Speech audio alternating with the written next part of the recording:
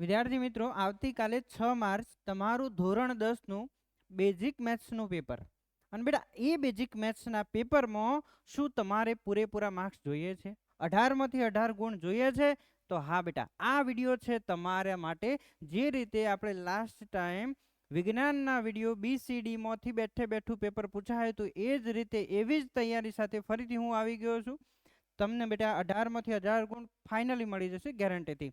હું છું Dixit sir, alpha education સેન્ટરમાં આપનું હાર્દિક સ્વાગત કરું છું. ઓકે, વિડીયોને અંત સુધી જોજો બેટા, તમારું બધું જ ડાઉટ હું ક્લિયર કરી દઈશ અને એવા ક્વેશ્ચન આપીશ જે વિભાગ બીમાં બેઠા પૂછાશે. ઓકે બેટા, ચલો તો શરૂઆત કરીએ છીએ IMP સેશનની. ઓકે બેટા, ઓકે બેટા, ચલો જોઈએ.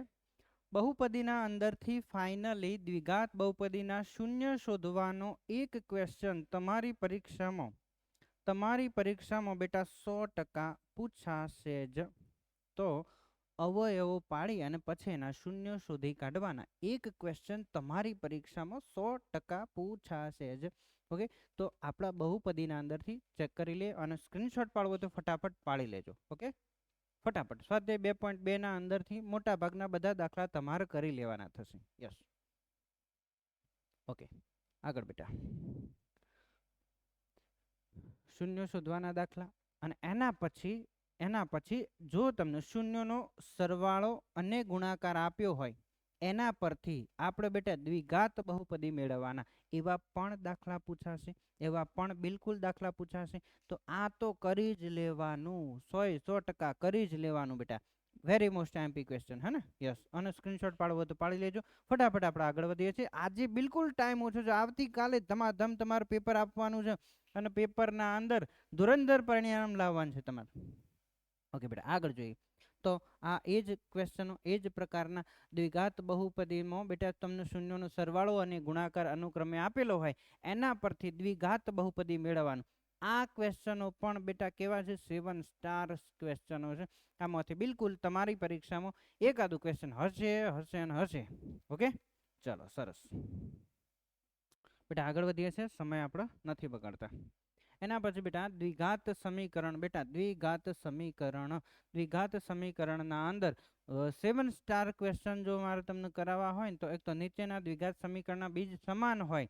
બેટા બીજ સમાન હોય તો કેનું મૂલ્ય શોધો, એવો ક્વેશ્ચન તમારી આ વખતે માર્ચ 2026ની ધોરણ 10ની પરીક્ષામાં વિભાગ બીમાં પૂછી શકાય. ઓકે, એના પછી બેટા દ્વિઘાત સમીકરણનો અવયવીકરણની રીતે ઉકેલ શોધો. અવયવીકરણની ઉકેલ શોધવા વાળા પણ ક્વેશ્ચનો છે. આ બધા ક્વેશ્ચન હું 5 સ્ટાર કેટેગરીમાં મૂકું છું. આ બધા ક્વેશ્ચનો બિલકુલ કરી જ લેવાના. જો બેટા હું આપું છું ને, આજના લેક્ચરમાં જેટલા ક્વેશ્ચન આપીશ બહુ નહીં આપું, થોડા જ આપીશ. જો તમે કરી લીધું તો બીમાંથી એક પણ ગુણ નહીં કપાય. બીમો 18માંથી 18 પાક્કા મળી જશે, મારી ગેરંટી છે, હે ને? ઓકે, વિશ્વાસ ના થતો હોય, ડાઉટ મગજ કરતું હોય તો જોઈ લો બેટા આપણી ચેનલ. એના અંદર વિથ પ્રૂફ મૂકી દીધું કે વિજ્ઞાનમાં બેઠું પૂછાયું હતું ને ક્વેશ્ચનો વિભાગ BCDમાંથી માત્ર 3 જ લેક્ચર લીધા હતા ને બેઠું પૂછાયું હતું. ચેક કરી લેજો. ઓકે બેટા, ચલો આગળ વધીએ છીએ. યસ, સમાંતર શ્રેણીમાંથી પદ શોધવાના દાખલા.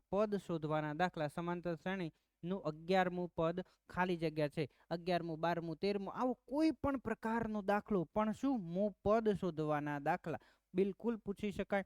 7 સ્ટાર કેટેગરીનો ક્વેશ્ચન બેટા કેલો?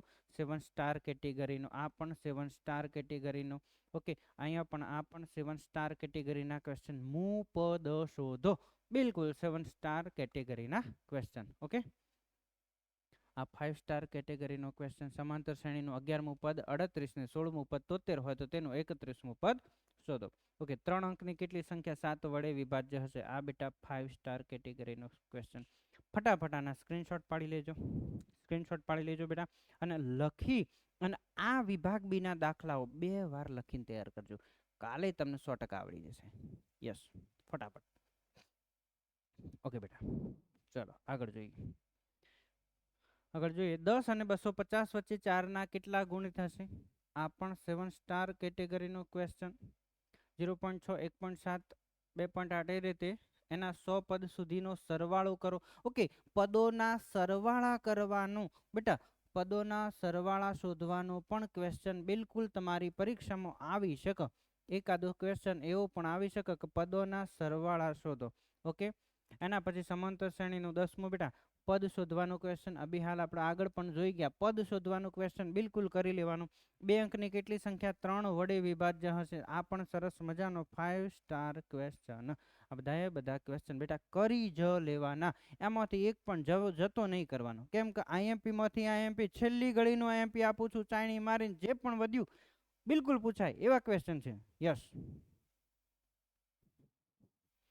ઓકે, લખો છો ને બેટા? યસ. અને બેટા હજી સુધી જો આપણી ચેનલ સબસ્ક્રાઇબ ના કરી હોય તો કરી લેજો ને મારા વાલા, કરી લેજો ને. અને વિડીયો ગમ્યો હોય તો એને લાઈક કરવાનું નહીં ભૂલવાનું. તમારા બીજા પણ જે મિત્રો છે ને બેટા એને શેર કરવાનું નહીં ભૂલવાનું. ને શેર કરી દો ને, એના પણ કામમાં લાગશે. હે ને? યસ. ચલો આગળ જોઈએ. 0 અને 50 વચ્ચેના અયુગ્મ પૂર્ણાંકોનો સરવાળો. આ પણ બેટા સરસ મજાનો ક્વેશ્ચન. 6 વડે વિભાજ્ય પ્રથમ 40 ધન પૂર્ણાંકોનો સરવાળો. બેટા આ 5 સ્ટાર કેટેગરીનો ક્વેશ્ચન. કોઈ સમાંતર શ્રેણીમાં 17મું પદ 10મા પદ કરતા 7 વધુ છે તો તેનો સામાન્ય તફાવત. બેટા 7 સ્ટાર કેટેગરીનો ક્વેશ્ચન. 8ના પ્રથમ 15 ગુણિતનો સરવાળો. બેટા 5 સ્ટાર કેટેગરીનો ક્વેશ્ચન. બધા કરી જ લેવાના ફટાફટ. હા, યસ, બિલકુલ બેટા. ઓકે, થઈ ગયું ને? યસ. હવે બેટા જોઈએ યામ ભૂમિતિ. બેટા યામ ભૂમિતિમાં ક્વેશ્ચન નંબર 1 ગેરંટેડ ક્વેશ્ચન. બેટા 100% તમારી પરીક્ષાના અંદર પૂછાશે જ. શું પૂછાશે?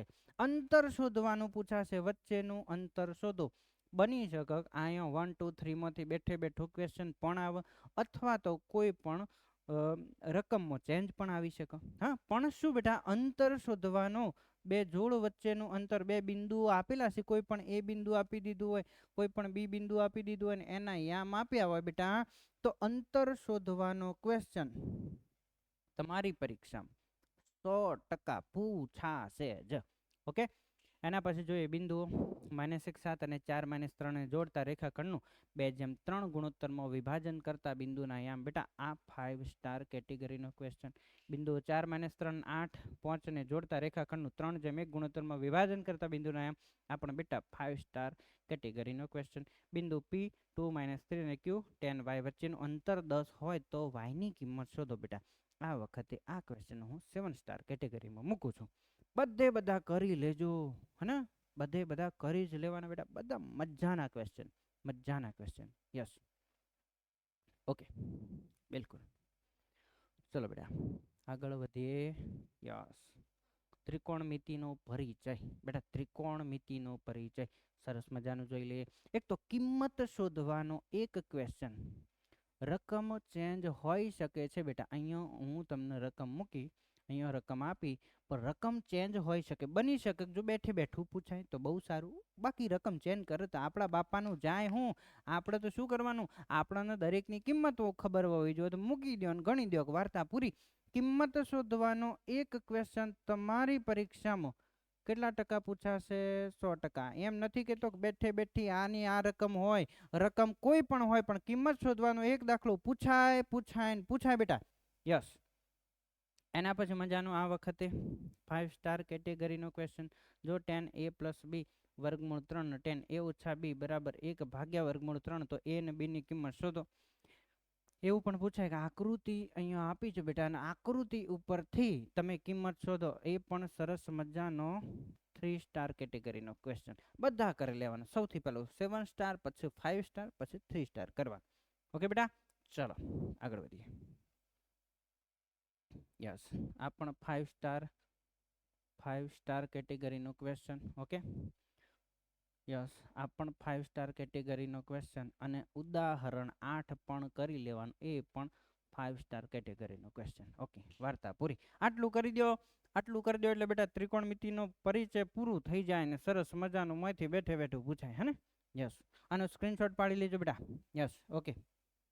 ઓકે,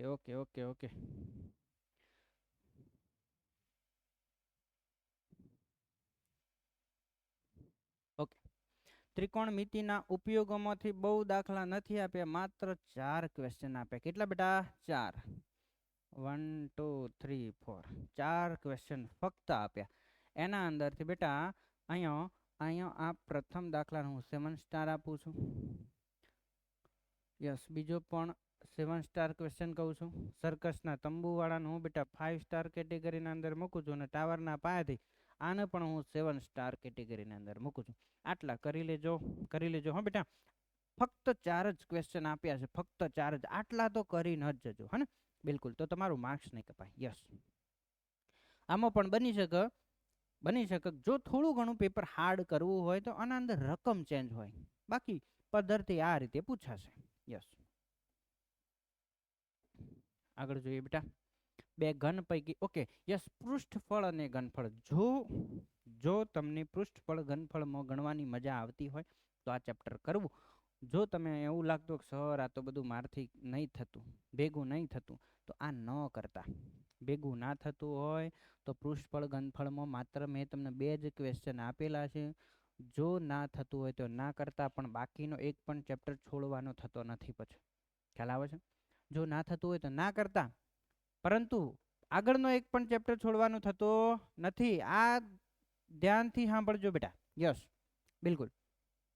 બાકી આ જે પણ ક્વેશ્ચન છે, અહીંયા પૃષ્ઠફળ શોધવાનું કીધું છે. રકમ ચેન્જ થઈ શકે. અહીંયા પૃષ્ઠફળની જગ્યાએ ઘનફળનું પણ કંઈક ને કંઈક પૂછી શકાય બેટા. રકમ ચેન્જ થઈ શકે છે, હા ને? યસ, રકમ બિલકુલ ચેન્જ થઈ શકે છે. તો આટલું કરી લેજો. યસ, બિલકુલ. આગળ બેટા, ઓકળાશાસ્ત્રના અંદરથી જોજો હો બેટા. ઓકળાશાસ્ત્રના અંદરથી એવું ના બની શકે કે દાખલો બેઠે બેઠો પૂછાય, પરંતુ સેમ આ જ પદ્ધતિ, આ જ મેથડથી પૂછાશે. કેવી રીતે? કે જો અહીંયા તમને કન્ટેન્ટ કેવો આપ્યો હશે, કાં તો મધ્યક હોય, મધ્યસ્થ હોય, બહુલક હોય, મધ્યકના અંદર ધારેલો મધ્યક પણ હોય, હે ને? પદ વિચલનની રીતનું પણ હોય. તો કોઈ પણ પદ્ધતિમાં બધી સાધન સામગ્રી આપેલી હશે. તમારે માત્ર સૂત્ર મૂકી જવાબ લાવવાનો, સૂત્ર મૂકી જવાબ લાવવાનો.